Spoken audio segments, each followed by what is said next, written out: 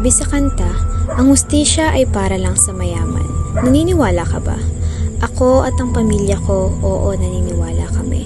Naniniwala kami na hindi mo makakamit ang nais mong hustisya kung wala kang pera. Hindi mo makakamit ang kalayaan kung wala kang pera. At higit sa lahat, ang iyong boses ay hindi nila papakinggan sa kadahilan ng wala kang pera.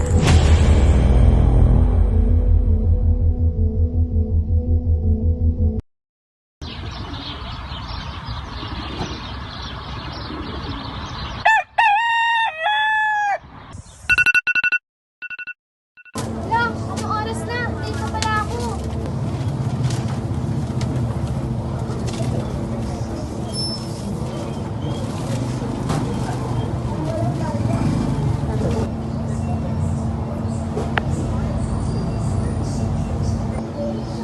Anak, gising ka na pala. Kumain ka muna. Bumalas na ang tatay mo at may lakad daw siya. Anay, magandang umaga. Pwede na po kumakain. Hindi na po kasi ako sa klase. Sige, anak, ingat. Ay, may nakalimutan pala ako.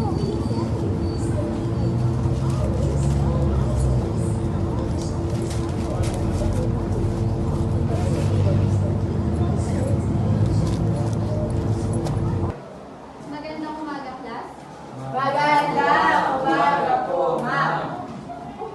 Narito ako ngayon upang ipaalam sa inyo na darating ang ating mayor na si Mayor Bituin. Nais ko sana kayong magdala o gumupit ng asul na bandera upang mawalkang natin ang ating mayor. Miss De La Cruz, maliwanag ba? Miss De La Cruz! Magandang umaga. Natutulog ka na naman? Lagi ka na lang natutulog sa klase ko. Ano ba talaga yung pinasok mo dito? Para matulog ba o mag-aral? Pasensya na, hindi na po mauulit. Talagang hindi na mauulit. Dahil sa susunod na maulit pa, ipapatawag ko na ang iyong magulang nang sa ganun magkaroon ka ng parusa. Eh paano kung wala naman talaga siyang magulang na? Wala naman talaga yung magulang. Pansin nyo ba? Halos buong school year wala yung nasamang magulang dito sa school. Ma'am, sumasawa na po sila! Class, tigil na yan. Miss De La Cruz, sa susunod ba ka na matulog sa klase ko? Maliwanag ba? Umaga sa inyong lahat. Ngayon ay inaanyahan ko ang ating mayor na si Mayor Bituin.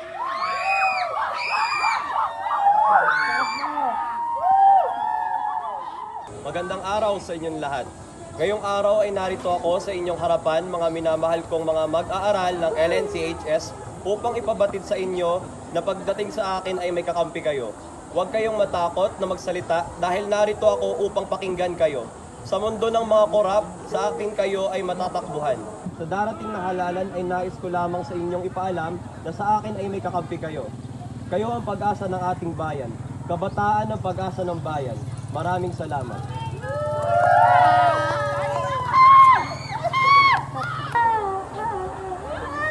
Miss De La Cruz, bakit hindi ka pumapalakpak? Wala kang respeto.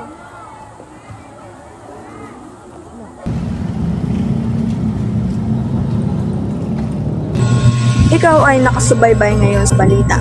Hustisya na ninanais ng pamilyang Sanchez ngayon ay nakita na. Narito ang aking report. Ang hustisya na nais makamtan ng pamilyang Sanchez ay nakamta na. Matatandaan kumakailan ay sangkot sa isang away sa kanto o rambol ang panganay na anak ng mga Sanchez na siyang ikinasawi nito dahil sa isang ligaw na saksak ng misay na padaan nito sa isang kalye sa Lopez, Quezon. Ngayon ay labis ang tuwa ng pamilyang Sanchez dahil sa wakas ay nakuha na rin nila ang hustisya ng ilang buwan nilang hinintay. Nagpapatrol Ira mula sa balita ngayon.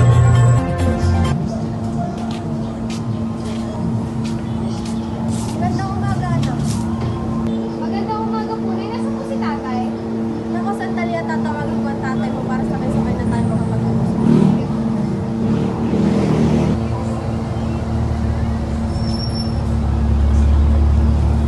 Magandang umaga, anak.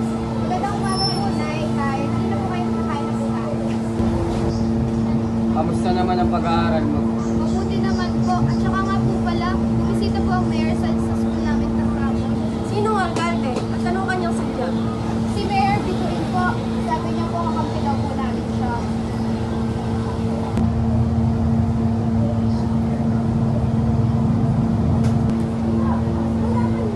O siya, sige, pumasok ka na, mawali ka na sa klase. Sige po, alis na po.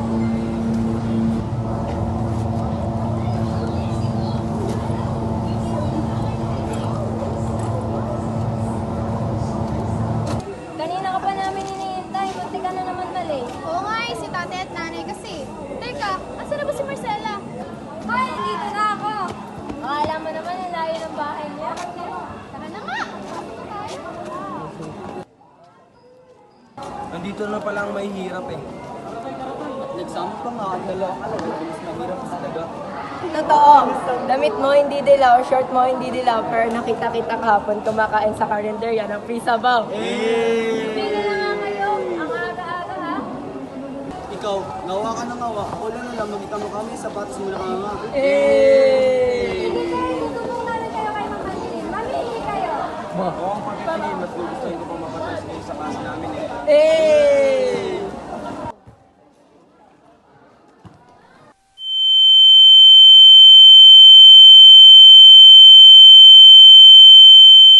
Tumigil na kayo! Hindi porket may hirap kami, may karapatan na kayong tapak-tapakan kami. Kung sa tingin nyo may karapatan kayo, pwes nagkakamali kayo. Isa lang kayong hamak na may kaya na hindi marunong makipagkapwa. Wala, hindi kayo marunong lumaban ng patas. Ang ayos na ng usapan natin, di ba? Saka ka ng bulto ng karton at alam mo, ang daya mo. Di ba ang usapan natin, sa isang araw pa yan sa'yo at hindi ngayon. Ulyanin ka na ba? Yung isang araw yung pa sa akin sinasabi yan.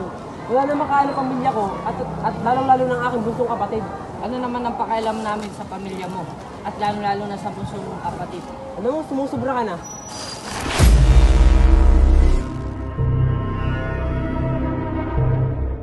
Nay! Nay! Wala na po si Kuya! Ano?